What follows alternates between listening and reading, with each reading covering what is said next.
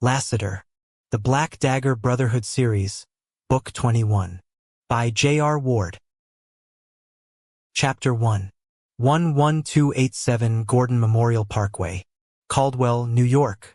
Does this make my ass look big? As the question was tossed out all casual, like it made any damn sense, Eddie Blackhawk opened his mouth to answer. Then he shook his head. I'm not sure how to respond to that. Come on. His best friend, Adrian Vogel, motioned through the window of the gray and black Mini Cooper. Be honest. For a split second, an image of the guy looking up with expectation caught and held in Eddie's mind, a fishhook memory that was unnecessary after the centuries they'd spent together. Ad was a hardcore handsome type, all the Hugh Jackman anyone could want in the tall and dark department, just paired up with a Claire's boutique's worth of silver piercings on the trailheads of his nose, his lower lip, his outer ears. He'd shaved his head recently because he'd bought a Manscaped trimmer on account of the Pete Davidson ad, and he didn't have anything else to shave, and his hair was already growing back in, a shadow over his skull. His clothes were black, and so was his jacket. So were his weapons, although like his naughty bits, they were covered. Hello? The other fallen angel prompted. What do you think of me and the car? I'm amazed you can fit your posterior region in it. Eddie glanced around the wilted dealership. Why are we here again? Ass.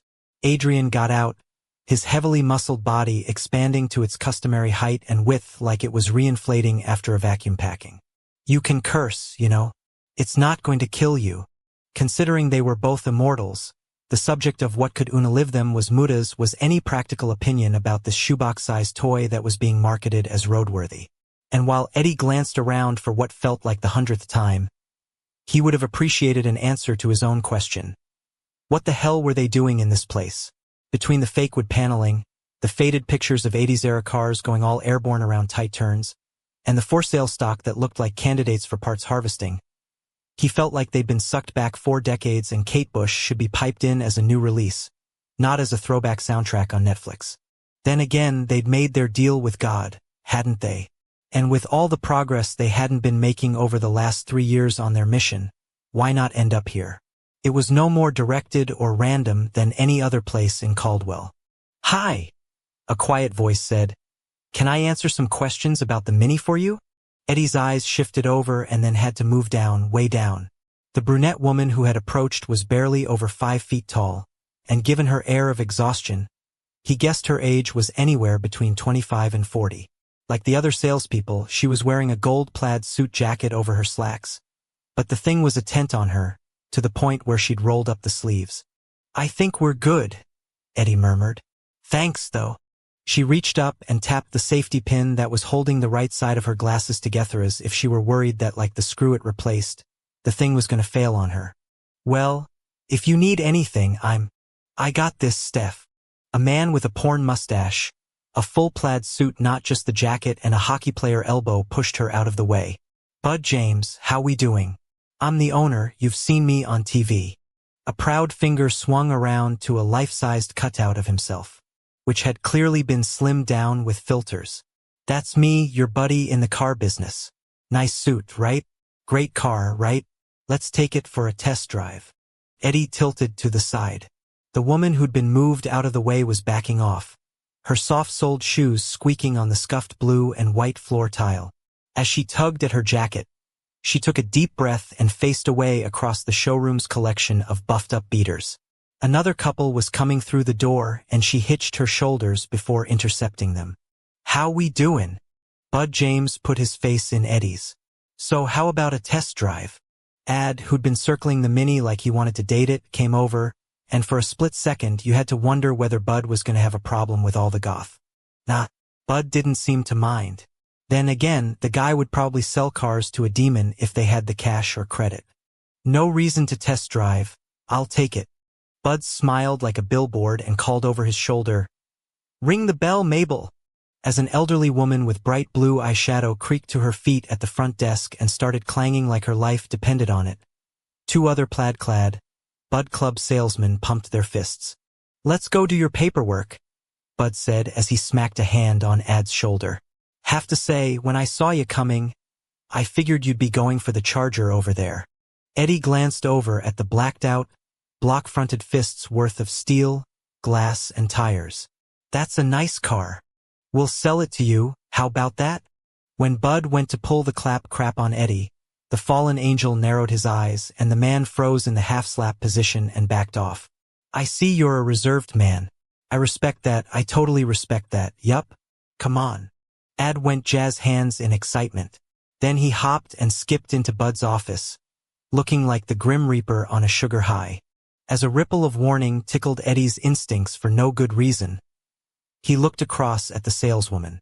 She had a fragile hope on her face as she took the couple over to a minivan. Come on, Ad called out. Let's do this. Bud's office was a smaller version of the showroom, same decor, same worn-out time warp. On the wall behind the desk, a banner read, "You've got a buddy in the CAR business." The slogan spelled out on a blue and white background, with two bobblehead images of Bud anchoring the announcement. Loan application, why don't we? Bud sat at his desk, a plaid king on a paper throne. I'll just do a credit check. Cash, Ad said as he parked it as well. I'll give you 15. Well, if that didn't shut Bud up. But he recovered quickly, jacking the waistband of his Rodney Dangerfields up over his paunch. Well now, you're a good customer, I can tell. But I don't think I can go that low. I gotta keep my lights on. 15,000. Ad outed a wad from the pocket of his leather jacket. And you'll take care of the tax. As the counting began, orderly piles of $100 bills lined up in front of Bud and the man got really quiet. When the last dole-out finished and Ad sat back and smiled, it was clear that the asking price was going to be adjusted downward. Nothing like a little liquidity to tilt the course of negotiations. It's Stephanie Kowalski's deal, Eddie said in a low voice. She sold us the car. Bud's eyes shot over. I'm sorry. You're giving her the credit for the sale. Are we redoing history, son? When Eddie just stared at the man, Bud cleared his throat. I don't like people telling me my business. Eddie stepped up to the desk and swept the money into his hand.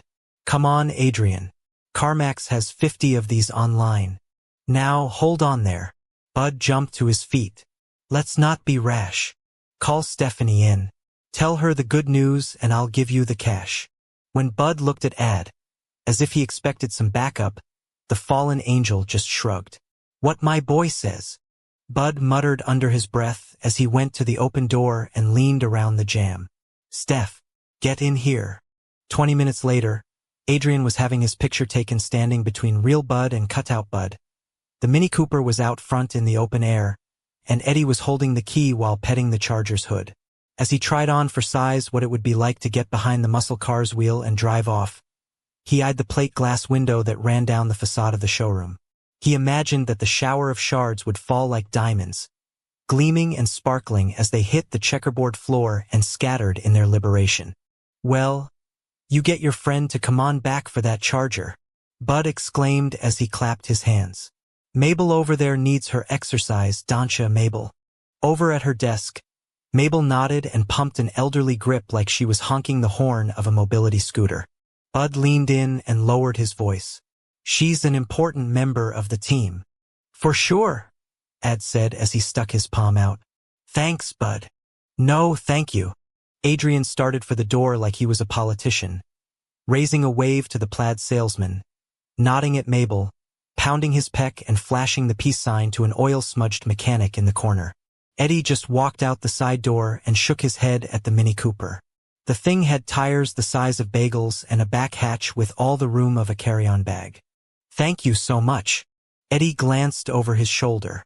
Stephanie and Kowalska 34, married, 2 kids, husband up on drunk driving charges, mother in a nursing home after a stroke, primary residence teetering on the verge of foreclosure had come out of the dealership, and as she approached him, her hands came together at her sternum, as if she were praying. I just wanted to tell you how much I appreciate. Her words trailed off as her brown eyes focused on something just over his head. As her stare grew wondrous, she made the sign of the cross over her heart. You're an angel. He smiled at her gently and ignored the adoration. You were the one who approached us. It's only fair. You have a halo. Eddie frowned. No, I don't. Her head slowly turned to Adrian, who had paused with one leg in the mini. With a shaking forefinger, she pointed in his direction. "He's an angel, too," she breathed, an expression of awe rejuvenating her. Eddie glanced in the direction of his best friend. Nothing was showing anywhere around the guy, but in any event, a human shouldn't have sensed it even if Ad wasn't camoing his essence. "Time to get out of here. Goodbye, Stephanie, you take care now." The grip on his forearm wasn't strong, but the contact arrested him, a strange sizzle shooting into his bones and coursing throughout his body. As he looked at the woman, the features of her face disappeared. The broken glasses, the eyes, nose, and mouth, smudging out, nothing but a flesh-colored, oval void left where they had been. And then came the voice. It was nothing that Eddie had ever heard before, a sweet singing soprano as well as a deep resonant alto, the syllables weaving in and out of a harmony that struck him in the chest. Great Bear Mountain. As soon as the words registered in his mind, the spell was broken by a clap of thunder so loud that all of the salesmen inside the dealership ducked and covered their heads, and even Ad dove into the Mini for safety. The woman's body stiffened with such force that her arms and legs shot straight out from her torso and she fell back, flat as a pancake. On reflex, Eddie grabbed her before she hit the sidewalk and lowered her carefully onto the ground, and he had a sixth sense about what was coming next. Sure enough, the seizure that struck her was so violent. It was as if she were a tap dancer, every part of her in movement, things slapping, clapping, flapping on the concrete. Over at the Mini, Ad reemerged, his body surging forward as he started to run over. Eddie's palm stopped him in mid-rush, and when he was certain his favorite firebrand wasn't going to continue to come on strong, he rubbed his palms together and hovered his hands over the woman's chest. Energy sizzled up, called into Eddie's corporeal form, the licking, sparking charge entering him and making his eyes roll back. Distant voices chattered around him, swirling in a spin that his brain told him was about his perception, not any physical rotation, and yet suddenly he was the earth and they were the sun, and "I got you." From out of the chaos, Adrian was a constant, their roles briefly reversed, the wild child becoming the calm in the center of the storm. Strong arms gathered Eddie up and broke the connection before he, too, fell onto the concrete. Flickering lights now, and he wondered why the sky had a short in it. Except no, it was just his lids going haywire. Man, there was a lot of plaid around him all of a sudden. Before he could do the math on that one, Ad's face appeared right above his own, the angel's piercings seeming to sparkle with all the blinking. "It's okay, just breathe with me." "Eddie, I need you to breathe me, guy, you're not breathing. Do it with me." As his best friend held him tight, Eddie followed the instruction because he didn't have a B plan, and with his mind shorting out, he wasn't going to come up with one anytime soon. Part of his problem was that it wasn't just about the energy he'd taken into himself. It was that he knew what the message meant. Great Bear Mountain. 3 years. They had been searching in vain for so long, their mission a failure, their target eluding them. And now a direction had been served, likely because the Creator had lost any faith they could do the job he'd given them. They had to go to Great Bear. Next to him, Stephanie and Kowalski sat up and looked around at the plaidclads who'd come out of the dealership. "You're all right?" Ad murmured as Eddie likewise hauled his torso off the sidewalk. "Yup, you're okay. I know where Lassiter is." The other fallen angel grew perfectly still. Then Ad glanced back at the Mini with resignation. "Well, at least I know why I brought us here. And hey, now we have wheels." Chapter 2. 10.8 miles north of Great Bear Mountain. Adirondack Park, upstate New York. In the gathering dusk, the mountain air smelled of pine and kindling buds. The scents carried on a lazy, cold draft that trickled down the elevation, weaving around and over boulders and branches, weeds and wildlife, the frigidity of space encroaching upon the earth. Across the valley, the sun's very last rays created a hearth in a juncture of peaks, the intersection of surging topographies, a cup of palms in which the light was nestling for a brief, dying time, only embers now, no warmth to speak of. As Lassiter, the fallen angel, emerged from the cave, he thought of McDonald's. Drawn by the finality of the peach glow, he walked out to a keyhole view of the splendor, tossing a small satchel back and forth between his hands. Like the golden arches memory that was suddenly dogging him, the sight before his eyes was a distillation of experience rather than something currently sensed, a refraction of the world as opposed to that which was in the moment sensed and seen. In his current frame of mind, the present was as the past brought to mind, a memory that was subject to faulty interpretation and accuracy. Had it been a Big Mac and fries? He wondered idly. Or a quarter-pounder? Those specifics were gone now, but he had most of the rest of the details of what had started him on the path that led here, to this night, this view. 3 years ago he had been sent by the Creator to rescue the Black Dagger brother Torment, son of Harm, from grief. The mission had been an oxymoron combination of promotion and punishment. Lassiter hadn't been looking for the former and had had too much of the latter, but in any event, his opinion about it all was as irrelevant as where the assignment took him. The Creator had had a plan for him and, like destiny, hadn't cared about what he thought. He'd had free will, however, so he'd gone to the Golden Arches first, in a little thumb of the nose at the big guy. Yeah, but then he'd realized food was probably the best place to start anyway. Tor had been AWOL in the Adirondacks, living off the blood of forest animals, and Jesus, who didn't need a hamburger on a good day, much less after going naked and afraid for how long? Unfortunately, he'd eaten most of the fries on the way into the brother. Hey, he was an angel, not a saint, and that had always been his problem. But his rescue had worked. After a time, the fighter had emerged from the morning of his murdered Shellin and found a new life, solidly back in his old role as the king's second-in-command. The calmest and most level-headed of the Black Dagger Brotherhood remained scarred at the soul level, but he had carried on, as survivors had to, as the living must do. With the job done and dusted, Lassiter had figured he'd be called back home. But not all that long thereafter, a second promotion had been offered by a third party that Lassiter sure as hell hadn't seen coming. As with the Tor thing, he hadn't had any interest in the job, but when the scribe virgin told you she was turning the vampire species over to you, and good luck with all those souls and their bright ideas, well, there you had it. Your time card was punched for infinity, or whenever you gave up the job, whichever came first. Lassiter stared out over the valley below. He'd assumed he'd last a little longer than this, like at least 5 years, 10, 50, a century. Except here was the problem. When he'd arrived on the scene in Caldwell, he hadn't particularly cared about the people, and that had made things really easy because the outcomes hadn't mattered as much.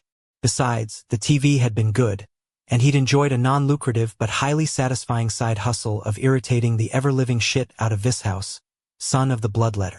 Smooth sailing. Until then, sure as a case of the flu, the feelings had crept up on him, a contagion caught from the courage and the loyalty around him.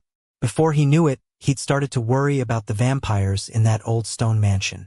Worry had led to motivation. Motivation had led to him blurring lines, bending rules, breaking the non-interference contract the Creator held all angels to. Destiny, after all, Wazer should be a game of solitaire. Each individual had their spread to play, their own choices to make, and nobody else was supposed to be slipping them extra cards so that they could get unstuck when that pesky 3 of hearts just wouldn't come up in the stock. At first, it had been little things, but like all bad habits, he'd gotten more and more comfortable with violating his principles. And now he was here. Kind of ironic, really, that doing what he was explicitly not supposed to had culminated in him breaking himself. Memories of the demon Divina barged in, and as he shriveled in his own skin, the irony wasn't lost. Way back when, he'd gotten in trouble in the first place for dabbling with sexual expression. His higher order of angels were not supposed to bang, and even though he'd been careful to never, ever let things get to actual penetration, his I did not have sex with that woman had ultimately failed to get him off the hook. Who knew he'd end up saving his virginity for a demon? To save the soul of a male of worth, he'd given his body over to Divina. And now he was here, standing alone in front of a dying sunset, trying to remember details about a McDonald's order that was 3 years old so he could avoid thinking about all the people he was letting down as well as the one vampire he missed with a yearning and sadness that was worse than all the humiliation and disgust he was carrying around from his time with the demon. A different image came to him of a female with hair that had the gleam of polished sterling silver, and eyes that were the same shimmering color, and a face that tilted up at him as all around at her feet, wild flowers bloomed in a swirl even though it was not the season. Why bring your girl a bouquet when you could give her a meadow full of blooms? He'd thought at the time, especially if you were saying goodbye. He could still picture his Raven's delight as she had twirled about, and in this, he had every single detail with pristine clarity, her hair shining as it spooled out into the moonlight, her body lithe in her civilian clothes, her smile not shy but a revelation of feminine beauty and mystery. She had been in his heart before that moment. Seeing her that night, she had entered his immortal soul. Then again, maybe that had been less about his gift and her reaction to it and more that he had known they were parting. Forever. 'Cause even if they were in the same room after that evening, he was still going to be farther than the outer bounds of the heavens from her. And yup, in the aftermath of the demon's treatment, he'd traded places with Tor. Now he was the one out in the woods alone, mourning a female he'd bonded with because he couldn't have her. The fact that his female was still alive didn't mean anything. There was no way he could be with her now. For one, he needed to protect Raven from the demon. The farther he stayed away from her, the better, so he didn't make a target out of his female. For another, he was not who he had once been. Lassiter glanced down at his corporeal form and wondered how something that didn't really exist could affect him so much. This image of a body, which he chose to inhabit when it suited his purposes, was not him. He was an entity, rather than anything mortal. Yet what had been done to him lingered, the violence and the contamination transmitted through that which was an illusion into that which was real. All he wanted was to return to the great ether, just disappear into a flush of energy that had no consciousness whatsoever. And the only reason he hadn't followed through on the immolation? He thought of the Black Dagger Brotherhood, the king, their families, and Doggen. The civilians, the chosen who had been liberated. His Raven. For the species' benefit, he needed to rally. He needed to get in gear. He needed to pull up his bootstraps, get motivated, get back into the game, address the ball, find his stance, assume the position. The pep talk didn't work. It hadn't worked. He was beginning to worry it wasn't going to. Crossing his arms over his chest, his eyes refocused on the sliver of glow at the horizon. There was almost none of the sunset's illumination left, and he found the parallel apartment. There was not much of him left either. On that note, he looked down at the satchel he'd brought out with him. Opening the neck, he poured some of the contents into his palm. The tangle of golden links glowed, even in the gathering darkness, and he moved the weight around. He'd worn the necklaces, bracelets, and earrings for years because there was something of the sun in gold, and when he hadn't been able to get outside to bathe in the solar stuff directly, he'd like to have the warmth against his skin. Plus, given that his wedding jesses had been stolen some time ago, maybe there had been a little making up for that on his part. More than a little. He'd taken all his gold off before he'd turned his body over to the demon. Now, he wasn't putting it back on. Ever. The shit would probably turn black. Funneling the links back into the little bag and cinching the tie, he wound up a pitch and sent the satchel flying into the view's anonymity. Just as it was silhouetted against that faint hearth of a sunset, he blew it to hell and gone with a burst of energy, the sparkling explosion like a fall of stars. Enough, he thought. No one was coming to save him. Saviors did not get rescued. He needed to go back to the Brotherhood, to Caldwell, to the species that he had agreed to oversee. Enough of this self-imposed purgatory. That image of Raven's enchanting face intruded once again, sandblasting his best intentions away. He'd only held her once. When he'd told her goodbye, something hit his hand, and he glanced down. The silver droplet glistened, and the heat that registered was the first sensation he had felt since. Well, since he'd come here to this mountain, at any rate. Shaking the tear off, he pulled a swipe under his eyes and then regarded the pads of his fingers. What came out of him when he was in pain was like mercury, the reflective liquid smooth and clingy, preferring to find a stasis point that was perfectly round if it could gather enough of itself. Turning away, he walked back to the entrance of the cave. He had known true love when he'd seen it, when he'd scented it in his nose, when he'd felt it in his body. Then he'd done a terrible thing to himself for the right reason, and there was no going back. Better to have loved and lost? Bullshit, he muttered as he ducked his head and disappeared once more into the hideout. Chapter 3. Non-temporal plane of existence. Somewhere in time and space. Of course I like you. As Robin lowered herself to the hot pink grass, she crossed her legs under her seat and put her elbows on her knees. Overhead, the psychedelic sky was a brilliant orange, clouds of red and yellow drifting by, the pseudo-sun a brilliant, glowing blue. Fluffy trees of ostrich plumes and golden branches undulated in a soft breeze that smelled of lilies, and birds made of heat waves and shimmers flittered by. Off to the side, a lavender lake was still, its surface a mirror that reflected back the world that had been created as both a sanctuary and a vault. When there was a ruffle, she shook her head. No, it is not your fault. And I am very sorry I am not terribly good company. The book was open before her, its ancient parchment folios undulating gently in their spine as if it were breathing. Bound in human flesh or perhaps vampire. The entity was no more about words and pages than this metaphysical plane she was hiding them in was about reality. The book was a conduit for energy in the universe, neither bad nor good, its possessors and their inner worlds determining the course of the spells and incantations held between its covers. Which meant the thing was capable of great goodness and unfathomable evil. There was another ruffle. Oh, thank you, she murmured. I appreciate your concern, but I shall endure. The dismissive sound that came back at her could have meant the book was doubting her endurance or mayhap her course. But either way, there was no unkindness. With her, it had only ever been full of grace. Then again, unlike so many others, she had never had any interest in harnessing its power and further. She believed it felt as though a debt was owed because she had rescued it from an untenable, abusive situation. Safety had been requested, and safety had been provided, without questions or expectation of recourse.